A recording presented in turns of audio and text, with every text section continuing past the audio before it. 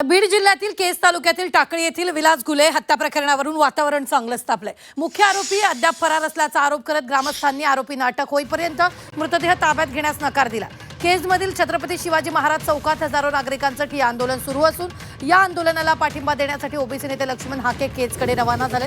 दरम्यान खासदार बजरंग सोनवणे यांनी या प्रकरणाशी आपला किंवा आपल्या मुलाचा कोणताही संबंध नसल्याचं सांगत सीडीआर आणि लोकेशनची चौकशी करण्याची मागणी केली आहे। दोषी आढळल्यास कठोर कारवाई करण्याचं आवाहन त्यांनी केलेलं आहे।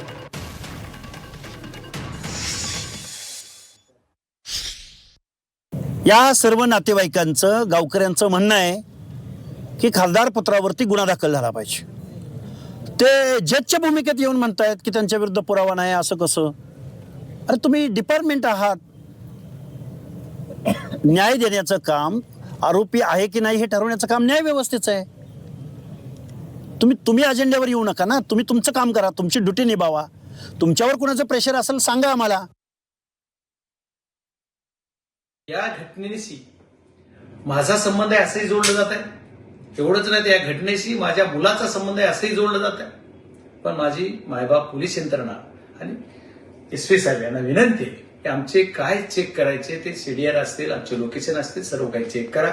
आम्ही जर त्याच्यात दोषी असलो, तुम्हाला जर वाटत असेल की आम्ही दोषी आहेत, तर आमच्यावर कारवाई करायला तुम्हाला मुभा आहे। मी खासदार म्हणून तुम्हाला एखादी गोष्टीची अडचण येत असेल किंवा खासदाराचा सीडीआर कसा तपासा, तर ते तपासण्यासाठी तुम्हाला लिगली काही अडचण येत असेल तर माझी तुम्हाला परमिशन आहे।